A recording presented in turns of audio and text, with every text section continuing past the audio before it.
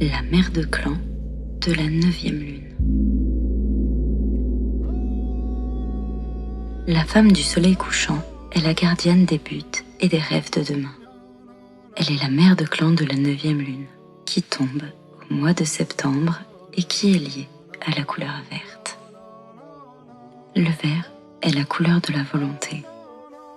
La femme du soleil couchant nous montre comment utiliser correctement nos forces de volonté pour assurer l'abondance du futur. Elle nous enseigne que la volonté de vivre, la volonté de survivre, la volonté d'être impeccable dans notre façon de préserver les ressources de la terre-mère sont des aspects souverains de notre marche terrestre. Cette mère de clan nous enseigne comment vivre la vérité. Elle est assise à l'ouest sur la roue de Médecine. C'est à l'ouest que réside le principe féminin, la terre-mère, le coucher du soleil et le ciel de la nuit. Les facultés que nous retirons des leçons de l'ouest sont la bienveillance, la responsabilité, le soin attentif, la connaissance intérieure, la réalisation et le choix de but. L'Ouest est parfois appelé le lieu du regard intérieur, parce que le principe féminin est naturellement intuitif et volontiers réceptif. En tant que dépositaire des générations qui ne sont pas encore nées, la femme du soleil couchant nous donne de nombreux enseignements sur la façon d'utiliser seulement ce dont nous avons besoin. Elle nous apprend le caractère sacré de l'usage de chacune des parties de la moindre de nos récoltes, en ne gâchant jamais quoi que ce soit d'utile. Cette 9e mère de clan nous montre de quelle façon nous pouvons dépendre de notre terre-mère en sorte qu'elle pourvoie à nos besoins si nous sommes des enfants respectueux qui la célèbrent et rendent grâce pour cette abondance. Elle nous montre comment procurer aux 7 générations suivantes ce qui leur sera nécessaire en conservant des graines pour les plantations de l'année prochaine. Elle veille sur la préservation de toutes sortes de graines, plantes, animaux et pierres et les protège. Elle sauvegarde de l'extinction tout ce qui constitue notre famille planétaire en permettant que les espèces puissent naturellement se transformer et évoluer dans les formes qui seront pour elles les mieux adaptées aux conditions du monde. La femme du soleil couchant nous enseigne comment plonger à l'intérieur de nous pour trouver nos vérités personnelles.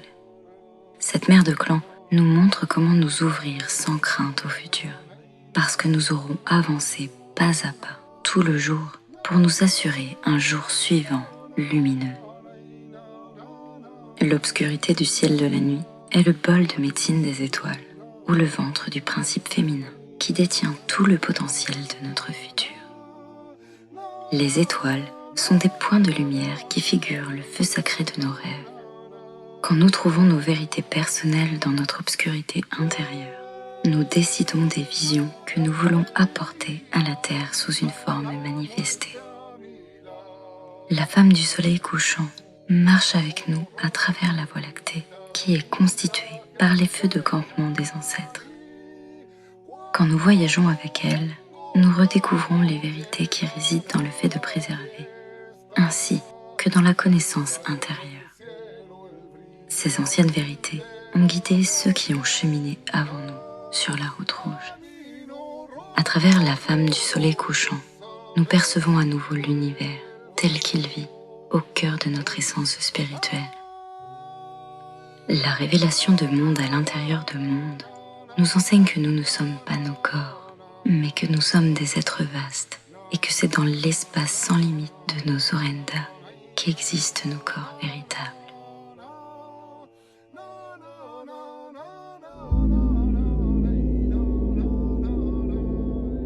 Étoile du soir, promesse du lendemain.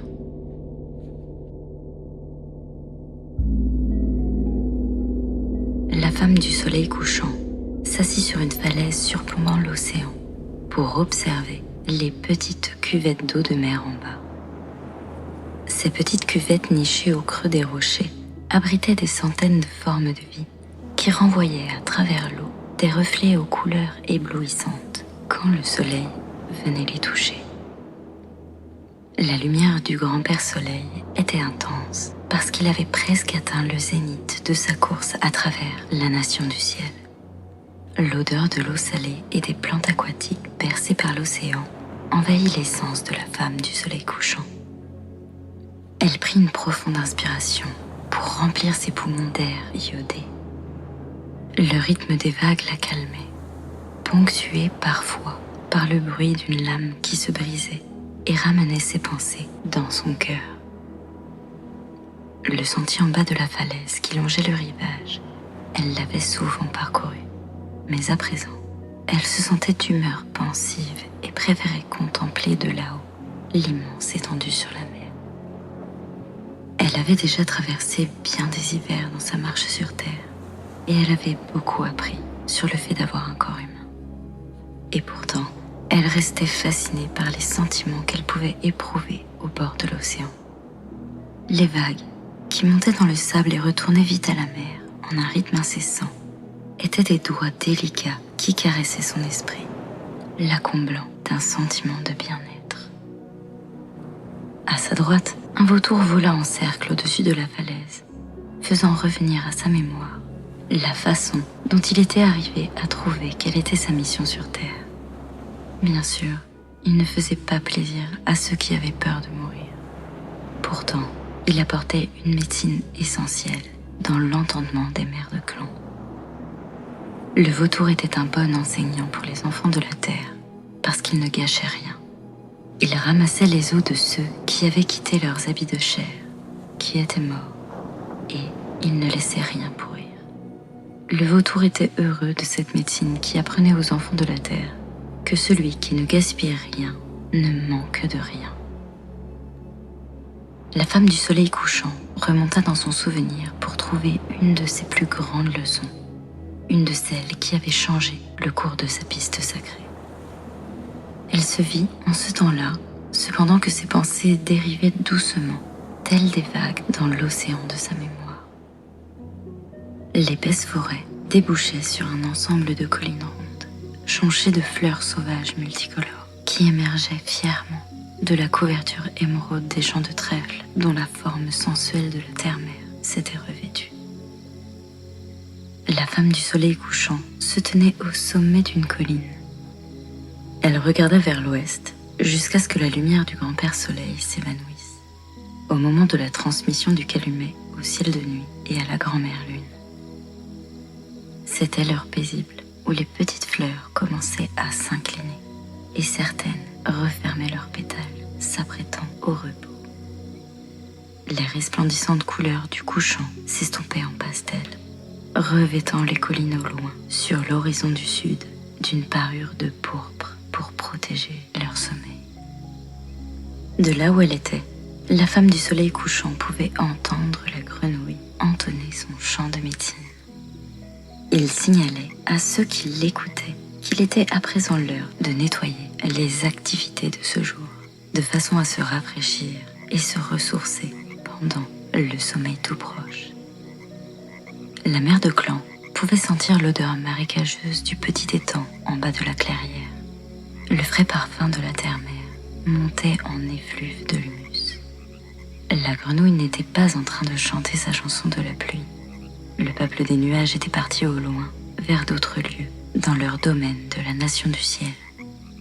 Le ciel resterait clair pendant ce temps de sommeil.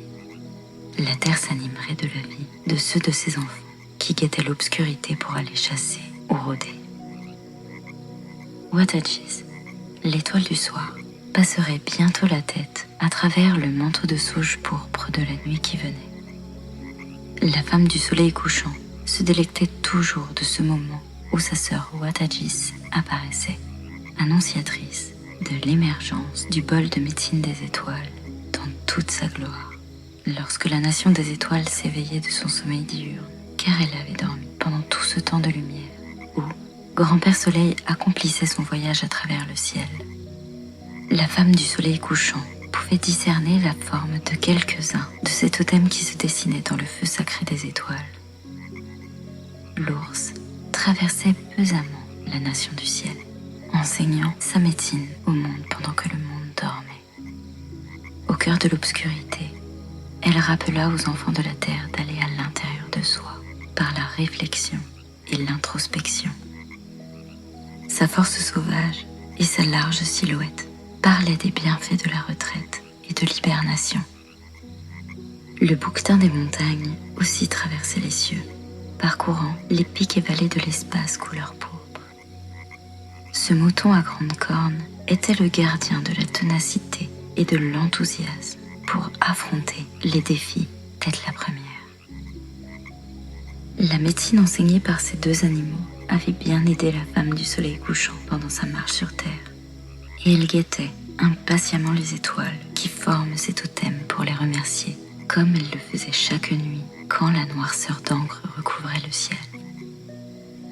La femme du soleil couchant s'éveilla de ses pensées pour scruter l'endroit du ciel où Wataji devait apparaître. Elle se mit à chanter pour saluer avec toute la sincérité de son cœur l'étoile qu'elle appelait sa sœur. Bienvenue, bienvenue étoile du soir. Bienvenue, bienvenue étoile du soir. Je salue l'esprit du feu en toi. Nous sommes sœurs, toi et moi. Nous sommes sœurs, toi et moi. Étoile du soir, étoile du soir. Avec la fin de la chanson, Wataji, perçant le manteau de la nuit, montra sa face ardente dans une étincelante lumière. La femme du soleil couchant était toujours impressionnée par le scintillement de l'étoile du soir. Mais, ce soir-là, elle y vit l'esprit d'un canoë qui descendait une rivière de brume pour venir sur la terre. Depuis Wataji, un rayon de lumière bleue éclairait les crêtes des vagues de cette rivière de brume qui berçait le canoë, en le portant jusqu'au pied de la femme du soleil couchant. La forêt lumineuse du canoë était faite de la lumière laiteuse de la lune et du feu opalescent des étoiles. La femme du soleil couchant vit que personne ne pagaillait dans ce canoë en esprit, et elle se demanda si elle pourrait s'y installer. Elle se pencha pour regarder au fond du canoë et découvrit là un enfant, sanglé dans un berceau et emmitouflé dans un manteau de fourrure blanche qui la fixait du regard. Le bébé souriait et la regardait au fond des yeux. La femme du soleil couchant réalisa que ce n'était pas un enfant ordinaire. Elle retrouva enfin sa voix. « Merci d'être là, dit-elle, pour saluer l'enfant dans son berceau. » L'enfant lui sourit en retour, puis lui répondit « Je suis l'enfant de demain, femme du soleil couchant. C'est l'étoile du soir qui m'a envoyé dans ce canoë. J'ai voyagé sur la piste des feux allumés par les ancêtres, que les enfants de la terre appelleront plus tard la Voie lactée. Je suis venue te montrer les sentiments qui sont cachés dans le secret de ton cœur et qui concernent le futur. » La femme du soleil couchant resta recueillie. Les cris des bêtes de la nuit s'étaient tus. Elle prit une profonde inspiration avant de demander « Comment dois-je t'appeler ? Je suis Wataji, l'étoile du soir, ta sœur. » La femme du soleil couchant remarqua la lumière qui brillait dans les yeux d'ébène de la fillette et se sentit remplie d'une forme de connaissance qui la rasséréna. Elle voyait bien que cet enfant était un don du bol de médecine des étoiles et qu'il n'y avait que de l'amour dans les intentions qu'exprimait son regard. La fillette continua. « Je suis emmaillotée dans le berceau de la création. Si tu veux bien me porter sur ton dos, tu vas commencer à comprendre tout ce à quoi te destine ta marche sur Terre. Je suis la promesse de tous les lendemains qui pourront exister. Je représente chacun des esprits qui va voyager depuis le souffle du grand mystère jusqu'au ventre de la création que l'on nomme le bol de médecine des étoiles, et enfin jusqu'à la Terre pour naître en tant qu'humain à deux jambes. » La femme du soleil couchant s'approcha du canoë et souleva avec précaution le berceau de la création. Doucement, elle passa les harnais sur ses épaules et installa bien l'enfant contre son dos. Puis, elle lui dit « Wataji, je te remercie d'être venu pour m'enseigner. Que veux-tu que je fasse maintenant ?»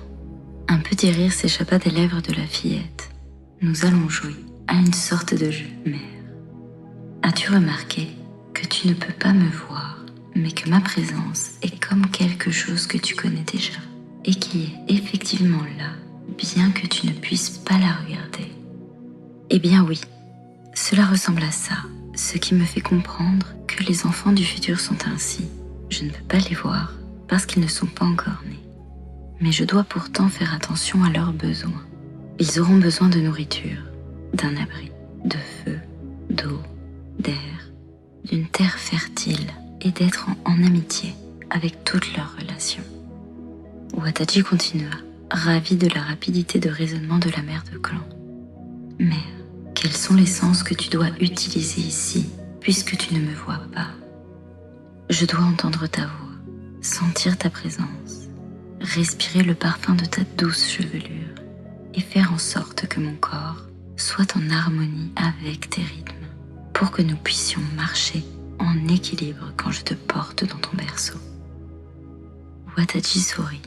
Ce sont exactement les mêmes facultés que les enfants humains de la Terre doivent développer pour pouvoir préparer le futur, mère. Ils doivent ressentir quels seront les besoins des générations à venir pour trouver dans le présent l'harmonie et l'équilibre nécessaires. S'ils gaspillent les précieuses ressources de la Terre-Mère, il n'y aura pas de futur abondant pour les générations qui ne sont pas encore nées. Mais si les humains apprennent à porter le berceau de la création comme une partie invisible d'eux-mêmes, il n'y aura pas de séparation entre le présent et le futur. Tout ce qui est nécessaire pour survivre sur la route rouge du bien sera naturellement disponible, parce que tous ceux qui vivent aujourd'hui auront pris la responsabilité des besoins des 7 générations à venir. La femme du soleil couchant demanda : « Étoile du soir, que se passe-t-il si certains des membres de la tribu humaine oublient ces enseignements ? » Cela arrivera, mère, malheureusement. La médecine de l'aigle donnera la persévérance et l'endurance nécessaires à ceux qui demeurent fidèles en continuant à veiller sur les besoins des générations futures. On peut aussi avoir recours à la médecine de l'opossum pour aider ceux qui restent loyaux à dresser plans et stratégies. Ceux qui marchent sur 2 jambes doivent se montrer souples et désireux de grandir et de se transformer en perspective de l'avenir. Il arrivera que les besoins des uns seront confondus avec les désirs de possession matérielle des autres. Certains plongeront dans l'avidité et voudront contrôler les masses. Chaque être humain aura l'occasion de faire face à ces défis avec la redécouverte de la connaissance qui est en lui. La solution est entre tes mains. Tu es la mère de clan de l'Ouest, celle qui peut venir en aide aux enfants humbles et fidèles de la Terre en leur montrant comment aller à l'intérieur de soi.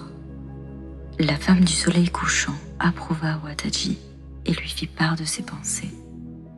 J'ai remarqué que tu es au chaud dans ta fourrure couleur de neige de grande ours blanche. Ce vêtement est sacré pour moi. L'ours m'a enseigné comment entrer dans ma caverne intérieure pour y trouver ma propre vérité. C'est grâce à ce qu'elle m'a appris que je peux vivre ma vérité chaque jour et chaque nuit. Si chacun des enfants de la Terre pouvait trouver ainsi la connaissance intérieure, les générations futures seraient assurées de vivre dans l'harmonie et l'abondance. C'est vrai, mère, nous pouvons aussi leur enseigner ce que nous apprend le voyageur des déserts avec ses bosses sur le dos. Le chameau dispense sa médecine de conserver et utiliser correctement ses ressources, même en situation de précarité. Sa contribution à la connaissance intérieure est de savoir discerner quand et comment utiliser les ressources disponibles. L'ours vit sur ses réserves de graisse quand elle hiberne. Le chameau vit sur ses réserves d'eau quand il voyage dans le désert. Et les humains vivent dans l'abondance lorsqu'ils prennent et mangent juste ce dont ils ont besoin. La femme du soleil couchant comprit la démonstration pour ce qui concernait la préparation de l'avenir. Les enfants de la Terre pourraient profiter des ressources de la Terre-Mère s'ils apprenaient à les préserver. Mère, tu sais que je suis l'étoile du soir, Mais savais-tu que je suis la promesse de demain, parce que je suis aussi l'étoile du matin pendant 6 cycles lunaires? La femme du soleil couchant fut très surprise par la révélation de Wataji. Eh bien non, je ne le savais pas. Avant de devenir l'étoile du matin et de chevaucher les courants de lumière naissantes du ciel, je traverse une période d'absence de 8 jours et de 8 nuits. Cela se passe pendant le cycle de la 13e lune. En tant qu'étoile du soir, je disparais dans l'obscurité. Je deviens invisible pendant ces jours et ces nuits. On ne me voit ni le soir, ni le matin. Durant cette période, je vais dans la vacuité du grand bol de médecine de la nuit. J'y traverse la spirale sacrée des 8 pouvoirs. Visitant l'Est, le Sud-Est, le Sud, le Sud-Ouest, l'Ouest, le Nord-Ouest, le Nord et le Nord-Est. Je passe le temps d'un soleil et d'un sommeil dans chacune de ces directions spécifiques, en y apprenant les étapes de la transformation qui me diront comment orienter ma voix et mon attention avant de renaître en tant qu'étoile du matin. La spirale sacrée mène de l'expérience d'une roue de médecine à une autre. Imaginons une roue posée à plat sur le sol et une autre, une faible distance au-dessus d'elle. On verrait là 2 cercles d'expériences différentes.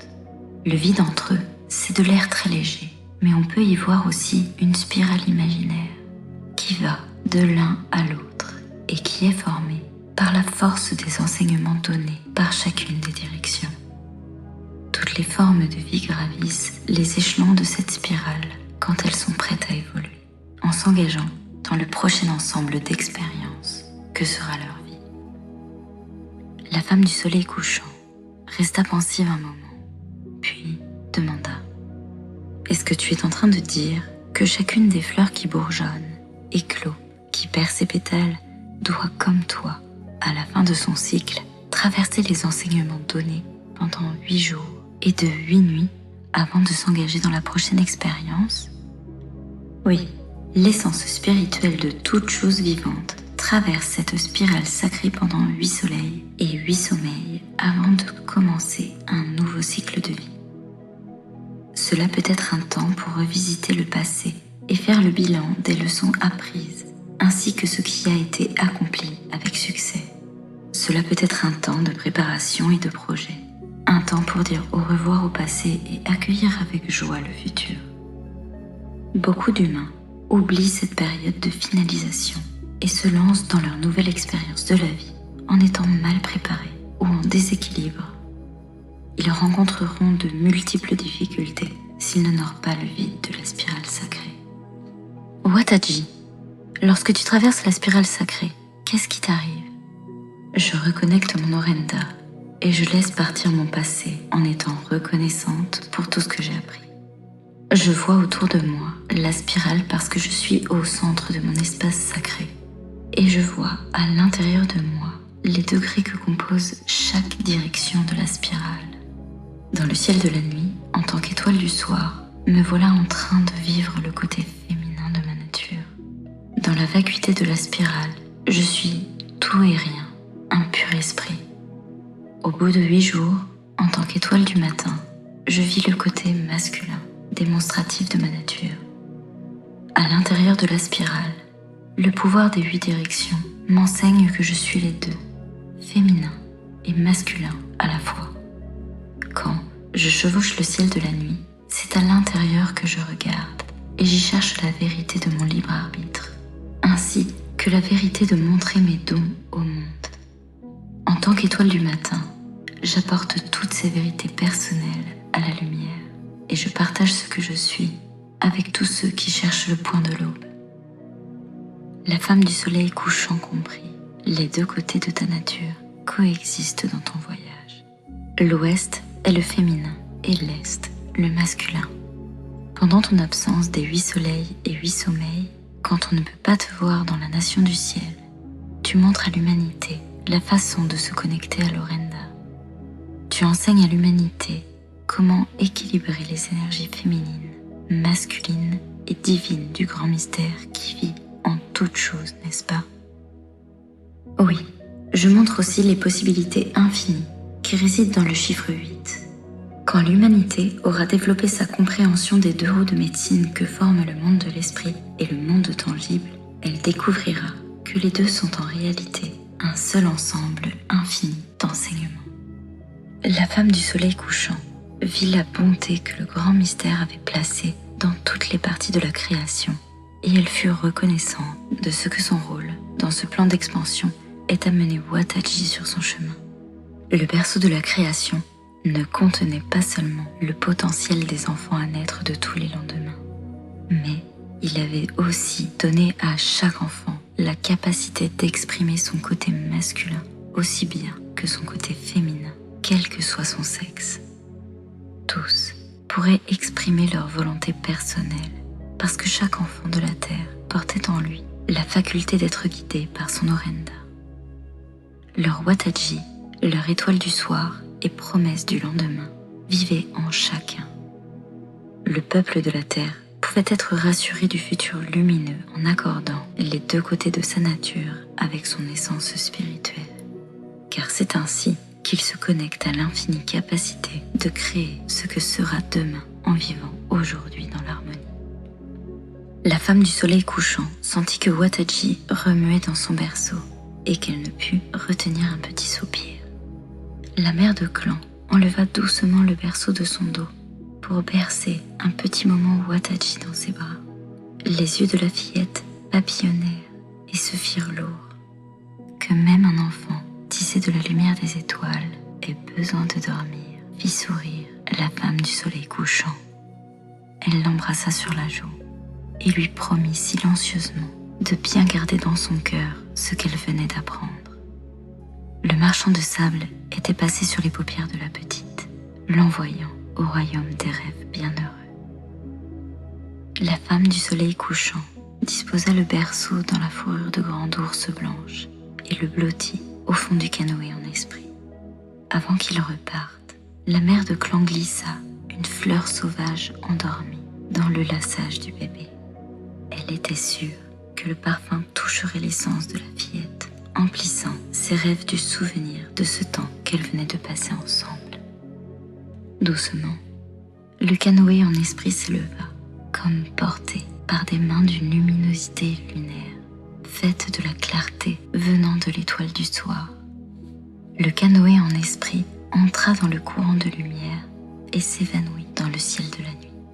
La mère de clan se sentit nostalgique. Elle percevait de nouveau les bruits des animaux qui vivent la nuit et qui commençaient à se mettre en chasse. Alors que la mère de clan repartait en direction de la hutte qu'elle avait construite à l'orée de la forêt, elle entrevit une tache de lumière blanche à la limite de son champ de vision. Elle se retourna pour découvrir ce qu'était cette lueur. Il y avait là, sur le trèfle et les fleurs sauvages, la fourrure de grande ours blanche, un cadeau de Wataji. La femme du soleil couchant souleva le vêtement et le plaça sur ses épaules, pleurant de joie et de gratitude. Elle regarda vers le ciel, là où était Wataji avant. La merveilleuse lumière de l'étoile du soir étincela en signe de reconnaissance, puis disparut et réapparut, comme pour rappeler à la mère de clan les deux côtés de sa nature. Recevoir et donner étaient indissociablement les deux façons sacrées de trouver l'équilibre. Faire face aux besoins futurs des 7 générations à venir dépendait de la capacité à aller à l'intérieur de soi et à avancer de façon équilibrée à chaque instant de la vie. La fourrure de la grande ours blanche représentait l'esprit de toutes les espèces d'ours de la planète. La femme du soleil couchant n'oublierait jamais l'enseignement qu'elle avait trouvé dans la grotte de l'ours, et elle s'emmitouflerait de fourrure blanche chaque fois qu'elle se retirerait en elle-même. Ce souvenir particulier avait fait traverser à la femme du soleil couchant bien des saisons troublées, car les enfants de la terre avaient laissé mûrir l'avidité dans le cœur de certains d'entre eux. Elle sentit le souffle de l'océan sur ses bras nus et songea que les bestioles aux brillants reflets qui nageaient là, entre terre et mer, dans des cuvettes d'eau salée, avaient les couleurs de l'arc-en-ciel tournoyant de la paix. Le but commun à tous ceux qui peuplaient la terre était de restaurer le don d'harmonie et de paix que le grand mystère avait placé à l'intérieur de chaque forme vivante. La paix intérieure se trouve dans l'intimité du soi. La femme du soleil couchant regarda vers l'horizon, là où l'océan rencontre le ciel, et rendit grâce pour les enfants humains qui avaient redécouvert le lieu du regard intérieur. Elle fut tirée de ses pensées par le morse, venu patauger sur la plage en dessous, qui se mit à muger un salut. La femme du soleil couchant éclata de rire. Elle venait juste de se rappeler elle-même à l'ordre pour qu'aucune négativité ne se glisse dans ses pensées concernant le futur. Le morse est l'animal dont l'enseignement rappelle aux humains les cycles et les changements de la vie. Cet animal aux longues défenses apporte la médecine de modifier ses actes et ses sentiments pour être en interaction avec les transformations offertes par la vie. La mère de clan comprit, il fallait à présent qu'elle garde les yeux sur le but et pas sur les rébellions des humains. Leur croissance serait faite de tâtonnements, mais tôt ou tard, tous les humains à deux jambes chercheraient à comprendre leurs sentiments et trouveraient la caverne de l'ours. Les marées changent avec le passage des soleils et des nuits, les saisons, les cycles de grand-mère lune et le temps qu'il fait. La mère de clan vit à quel point les eaux de la terre-mère sont un fidèle reflet de l'aventure humaine. Quand le peuple des humains permet au flot de la vie d'installer ses rythmes, comme le flux et le reflux des marées, au lieu de lutter contre chaque nouvelle vague d'expérience, il trouve l'harmonie en s'adaptant de façon subtile. Les fortes vagues des mers des montées qui déchiquetaient la côte étaient à l'image de l'entêtement et du caractère rigide que pouvaient avoir les humains. La femme du soleil couchant comprit que les exemples qui montraient naturellement l'existence de mondes à l'intérieur des mondes étaient d'infinis reflets de la façon de vivre dans l'harmonie. Elle attendait avec impatience le jour où tous les enfants humains solliciteraient cette même connaissance intérieure. Grand-père Soleil était en train de mettre la lumière au repos, peignant le ciel aux couleurs de feuilles d'automne.